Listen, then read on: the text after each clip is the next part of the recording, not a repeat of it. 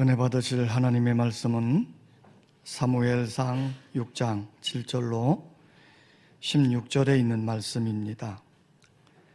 이 계시의 말씀을 읽을 때에 오늘도 살아계신 하나님의 음성으로 들려줄 수 있기를 원합니다. 함께 낭독을 합니다.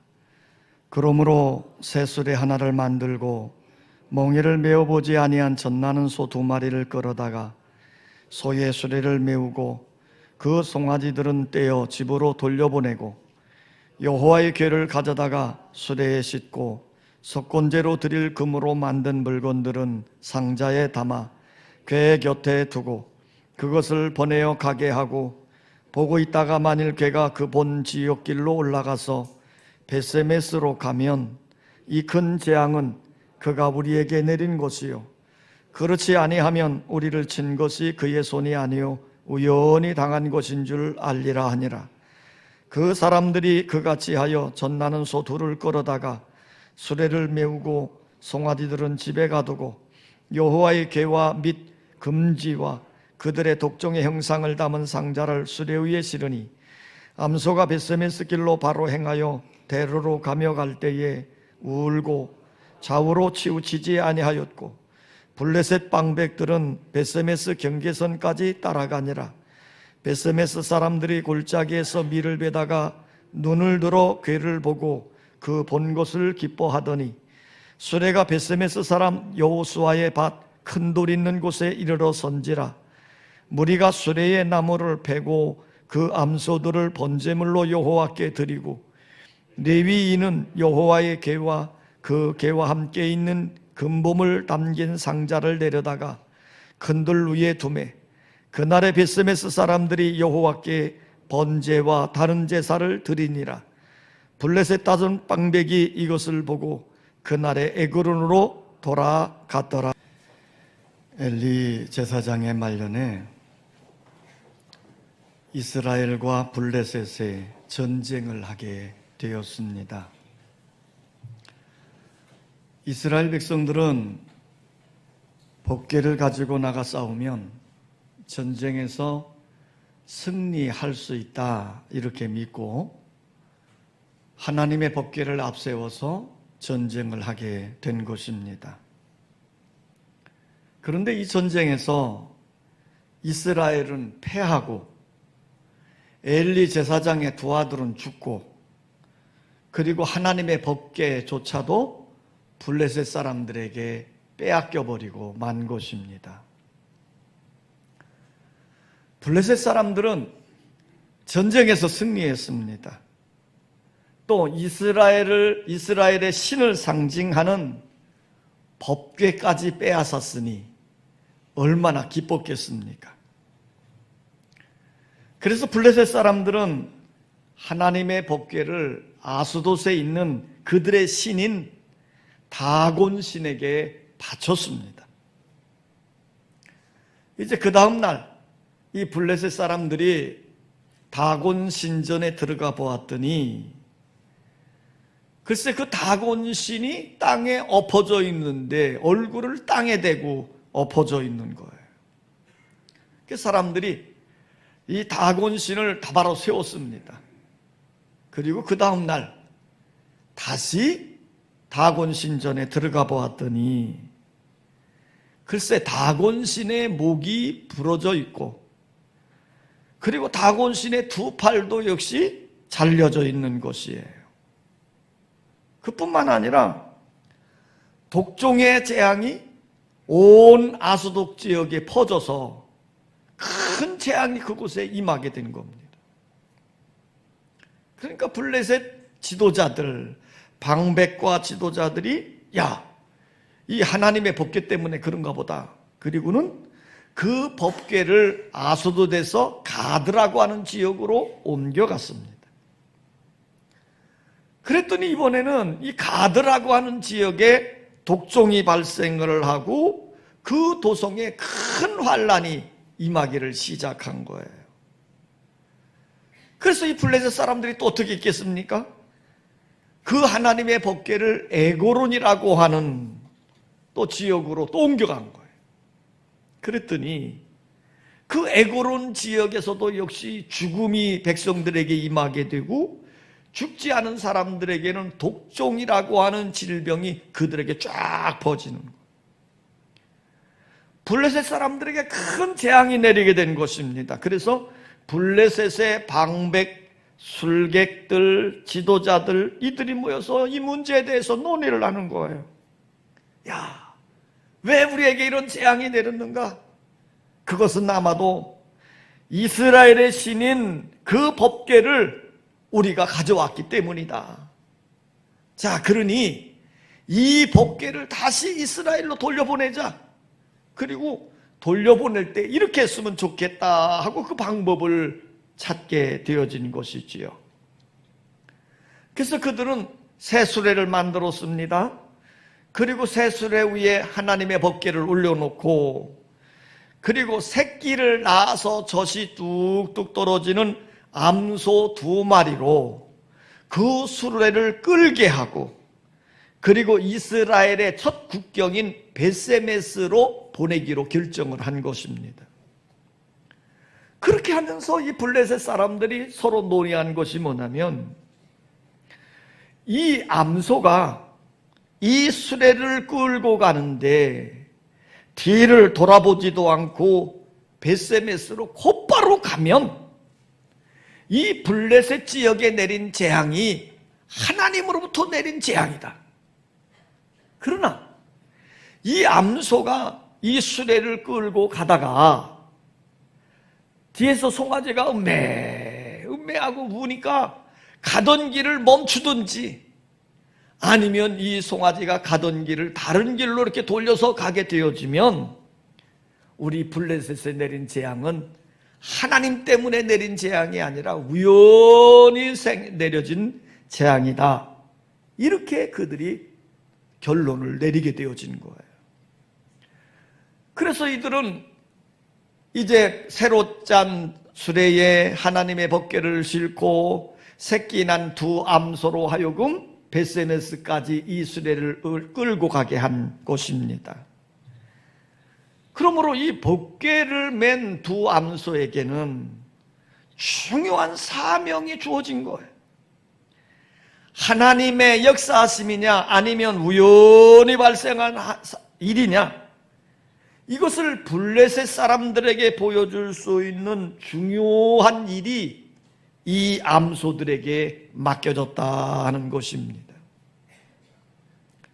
그러면 이 법궤를 맨 암소들은 이 사명을 어떻게 감당했을까? 이 일은 하나님의 일꾼들이 어떠한 자세로 일해야 되는지 생활해야 되는지를 우리에게 밝히 보여주고 있는 사건인 것입니다. 따라서 합시다. 이 암소들은 하나님의 법궤를 맨 소였다. 블레셋에는 많은 소들이 있었습니다.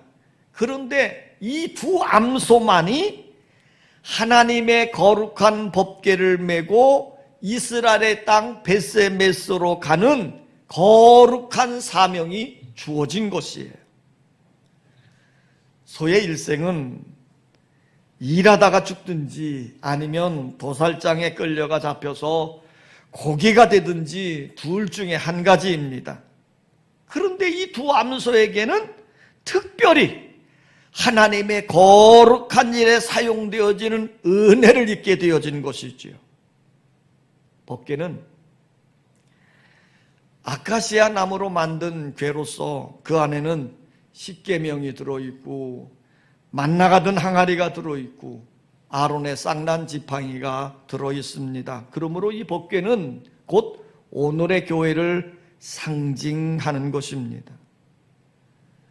지금 법궤를 메고 가는 암소들처럼 우리들은 하나님의 교회를 메고 가는 멍에를 우리는 짊어지고 있다 하는 것입니다. 세상을 살아갈 때에 많은 멍에들이 있습니다. 가정의 멍에가 있고 직장의 멍에가 있고 사회적인 명예가 있고 국가적인 명예들이 있습니다. 그러나 이 많은 멍에들 중에서 하나님의 교회를 섬기며 봉사하는 몽에는 자랑스럽고 영광스러운 일입니다. 이 놀라운 은혜를 깨달은 시인은 이렇게 고백을 했지요. 주의 궁전에서의 한 날이 다른 곳에서 첫날보다 나은즉 악인의 장막에 사는 것보다 내 하나님의 성전 문지기로 있는 것이 좋사오니 그랬습니다. 그러므로 우리가 하나님의 교회의 성도가 되어지고 집사가 되고 권사가 되고 장로가 되고 목사가 되었다고 하는 것 대단한 자랑이고 영광이고 자부심이어야 합니다. 특별히 하나님께로부터 귀한 사명과 일거리가 주어졌다고 하는 것 큰 축복인 것입니다. 예수님 이렇게 말씀하셨지요. 너희가 나를 택한 것이 아니요 내가 너희를 택하여 세웠나니.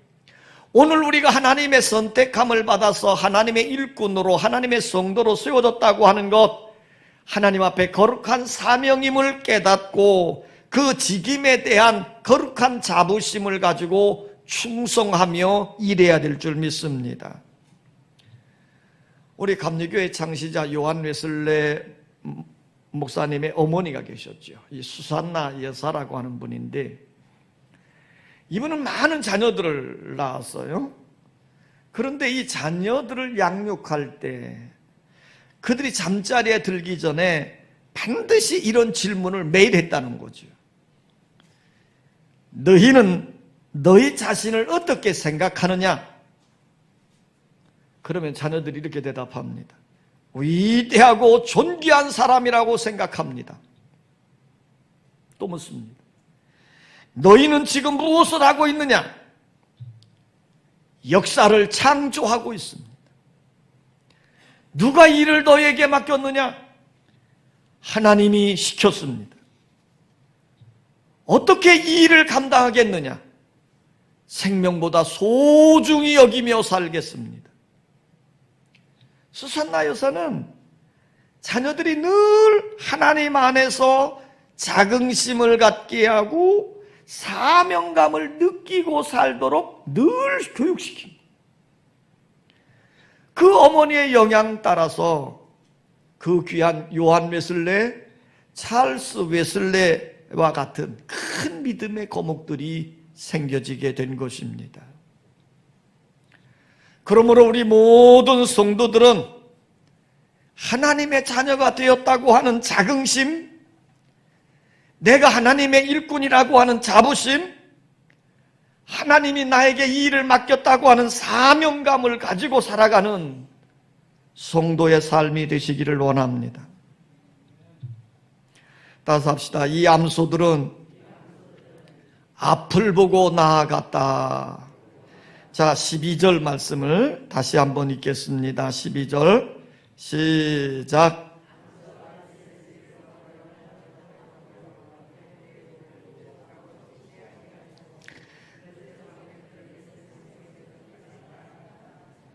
자, 지금 이 암소가 베세메스로 가는 길로 지금 가고 있습니다. 그런데 울며 가고 있다는 거예요. 울며 가면서 어떻게 했습니까? 좌우로 치우치지 아니하고 대로로 쭉 갔다는 거예요. 자, 여러분, 지금 이 하나님의 법궤를 실은 수레를 끌고 가는 두 암소가 왜 울며 갔을까요? 이 눈물은 젖 먹는 어린 송아지를 집에 떼어놓고 가야 하는 어미소의 울음입니다. 모종의 눈물이지요. 지금 이 엄마소는 어미를 찾는 송아지의 울음소리를 듣고 같이 울면서도 거기에 하나님의 중요한 의미, 사명이 담겨져 있기에 뒤를 돌아보지도 않고 좌우로 치우치지도 않고 앞으로 쫙 갔다고 하는 것입니다. 지금 이 함소는 블레셋에 내린 재앙이 하나님께서 내리신 재앙이라고 하는 사실을 증명하기 위해서 똑바로 걸어가고 있는 것입니다. 그렇습니다. 주님이 맡기신 사명을 감당하는 일에 있어서 그 길이 눈물의 길일 수 있습니다. 어미소가 어린 송아지를 버려야 했듯이 주님을 위하여 버려야 할 것들이 있기 때문이지요. 하나님은 우리를 정말 사랑하셨기 때문에 독생자를 버리셨어요. 아브라함은 하나님을 정말 사랑하였기에 100세에 얻은 아들을 버렸습니다. 모세는 바로의 공주의 아들의 자리를 버렸고, 사르밧 과부는 마지막 남은 양식을 버렸고, 베드로는 주님을 따르기 위해 배와 그물을 버렸습니다. 오늘 예수님이 이렇게 말씀합니다. 손에 쟁기를 잡고 뒤를 돌아보는 자는 하나님의 나라에 합당하지 아니하니라. 하나님의 부름을 받고 성도가 된 사람들은 어떤 상황에서도 뒤를 돌아보거나 좌우로 치우쳐서는 아니 됩니다. 젖이 뚝뚝 떨어지는 어미소가 눈물을 흘리면서도 앞에 있는 벳세메스를 향해 나아간 것처럼 우리도 믿음의 주요 온전하게 하신 예수를 바라보며 앞을 향해 달려가야 될 줄 믿습니다. 따라서 합시다. 이 암소들은 서로 협력하며 나아갔다. 이 암소들은 비록 짐승이지만 하나의 목적을 위해, 하나님의 살아계심을 증명하기 위해 서로 발을 맞추면서 협력하며 끝까지 갔습니다. 옛말에 쌍두마차는 몰기가 어렵다 그런 말이 있어요. 마차는 하나인데 말머리가 둘이면 잘 가지 않는다 그런 의미거든요. 그래서 사람들은 이야기합니다. 서로 동업하지 마라. 왜냐하면 처음에는 좋게 출발을 했지만 나중에는요, 아무리 친한 사이라 할지라도 의가 상하게 되어져서 깨지는 것들 많이 보잖아요. 그래서 동업하지 말라는 겁니다. 이 말의 의미는 뭐예요? 서로 협력이 잘 안 된다 이 말이에요. 그런데 지금 이 두 암소는 서로 발을 맞추며 목적지를 향하여 나아가는 것입니다. 서로 협력을 잘하고 있다는 거죠. 이처럼 교회 생활을 한다든지 하나님께 받은 사명을 감당하기 위해서는 서로 협력할 줄 알아야 됩니다. 교회 생활을 음악으로 비유한다면 합창이라고 할 수 있습니다. 오늘 찬양대가 참 아름다운 멜로디로 하나님께 영광을 올려드렸습니다. 자, 이런 합창이란 말이에요. 독창이 아니에요. 오케스트라예요. 혼자 빨라서도 안 되고 혼자 너무 느려서도 아니 돼요. 혼자 소리가 너무 커도 아니 되고 소리가 너무 작아서도 아니 되는 겁니다. 서로 소리를 아름답게 내어 하모니를 이루게 되어지면 아름다운 음악이 되는 것이지요. 그래서 성경에는 서로라고 하는 말을 많이 쓰고 있습니다. 서로 사랑하라, 서로 존경하라, 서로 용납하라, 서로 복종하라, 서로 무난하라, 서로 화목하라, 서로 짐을 지라. 이처럼 서로 협력해야만 교회가 든든히 서가는 것입니다. 전도서 기자는 이런 말을 했습니다. 두 사람이 한 사람보다 나음은 그들이 수고함으로 좋은 상을 얻을 것임이라. 혹시 그들이 넘어지면 하나가 그 동물을 붙들어 일으키려니와 홀로 있어 넘어지고 붙들어 일으킬 자가 없는 자에게는 화가 있으리라. 또 두 사람이 함께 누우면 따뜻하거니와 한 사람이면 어찌 따뜻하랴. 한 사람이면 패겠거니와 두 사람이면 능히 맞설 수 있나니 세 겹줄은 쉽게 끊어지지 아니하느니라. 협력은 아름다운 것입니다. 예수 그리스도를 중심으로 하여 서로 협력하며 하나로 뭉치면 아름다운 세상을 만들어갈 수 있는 것입니다. 따라서 합시다. 이 암소들은 끝까지 나아갔다. 자, 14절 말씀을 다 같이 한번 읽겠습니다. 14절 시작.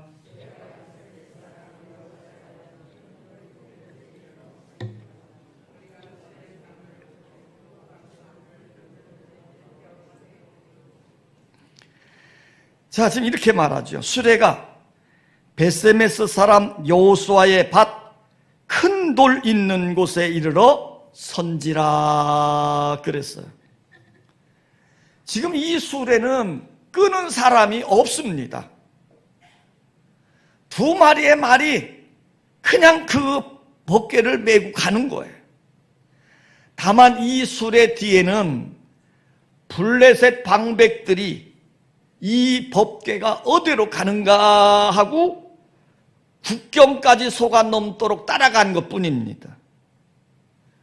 지금 블레셋 방백들은 이 수레가 이스라엘 국경으로 넘어감으로 인해서 자기들에게 내린 재앙이 하나님이 내린 재앙인가를 확인하려고 하는 것 의도였지요.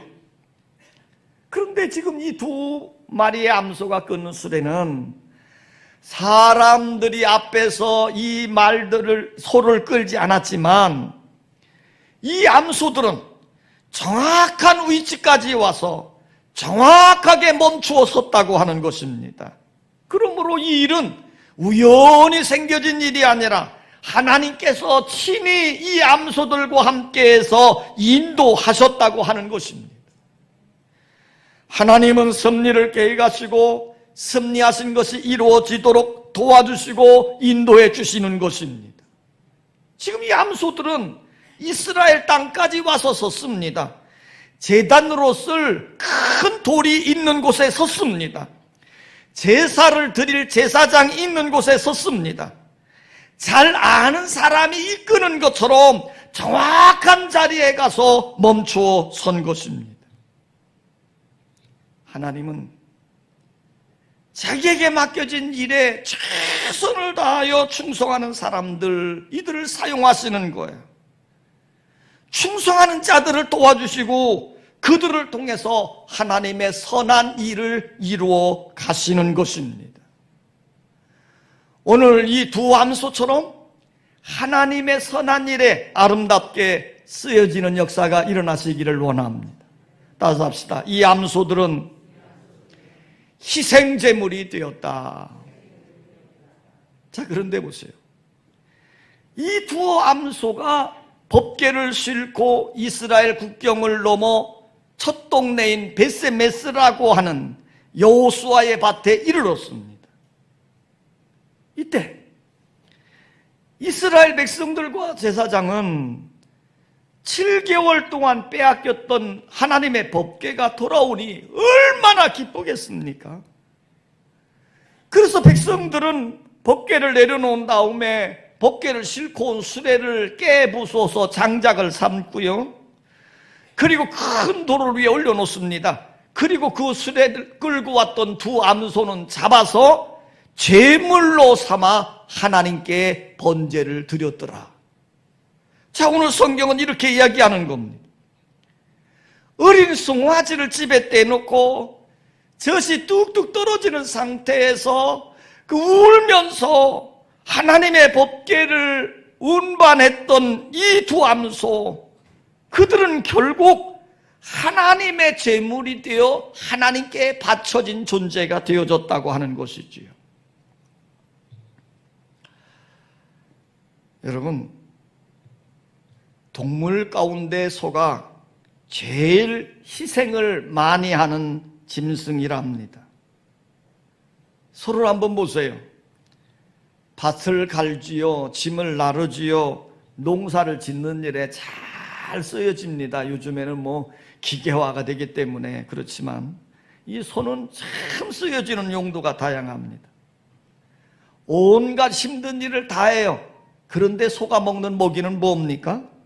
볏짚이라든지 콩깍지라든지 옥수수대떼라든지 고구마순이라든지 풀 등입니다. 이 소는 험한 일을 하면서 자기 대접을 소홀히 한다고 불평 하나 하지 않아요. 그리고 이 소는 죽어서도 정육점으로 갑니다. 소는요, 살도 먹고 내장도 먹고 피는 선짓국으로 끓여 먹습니다. 소는 뼈도 다 먹습니다. 머리는 국밥으로, 갈비뼈는 갈비탕으로, 다리는 우족탕으로, 꼬리는 꼬리곰탕으로 먹습니다. 뿔은 도장으로 쓰고요. 가죽도 또 씁니다. 심지어 소똥은요, 거름으로 씁니다. 정말 소는 하나도 남김없이 다 희생하는 거예요. 소는 살아서도 주인을 위해 살고 죽어도 주인을 위해 다 죽어가는 겁니다. 이 소는 자기를 위해 사는 법이 없어요. 여러분, 하나님의 사람들은 소처럼 주님을 위해 희생하고 번제물이 되어야 하는 것입니다. 힘들고 어려워도 불평하지 말고 감사하며 이 길을 걸어가야 될 줄 믿습니다. 리빙스턴은 30년간 흑암의 대륙 아프리카로 가서 복음을 전하며 살았어요. 이제 리빙턴이 노년이 되었을 때 영국에서 스탠리라고 하는 친구가 이제 찾아왔습니다. 근데 이 스탠리라고 하는 친구가 리빙스턴을 보니까 이제는 몸도 허약해졌고 너무 노쇠해져 있는 거예요. 그런 리빙스턴을 본 스탠리의 마음이 너무 짠하고 아팠겠지요. 그래서 리빙스턴에게 이렇게 사정을 합니다. 친구야, 우리 고향 영국으로 다시 돌아가자. 그때 리빙스턴은 단호한 어조로 자기는 아프리카를 떠날 수 없다고 단언을 합니다. 결국 이 리빙스턴은 아프리카에 남아서 그곳에서 죽고 맙니다. 자, 이 일이 있은 지 이틀 후에 리빙스턴의 일기에는 다음과 같이 자기의 심정을 기록한 기록이 있습니다. 3월 19일, 오늘은 내 생일이다. 나의 왕이시고 내 생활의 전부이신 나의 주님, 이제 또다시 내 모든 것을 당신께 바치기로 결심하였나이다. 이를 허락하시고 나를 받아주소서. 자비로우신 하나님 아버지, 이 한 해가 가기 전에 저의 일을 마무리 지을 수 있도록 도와주소서. 예수님의 이름으로 기도합니다.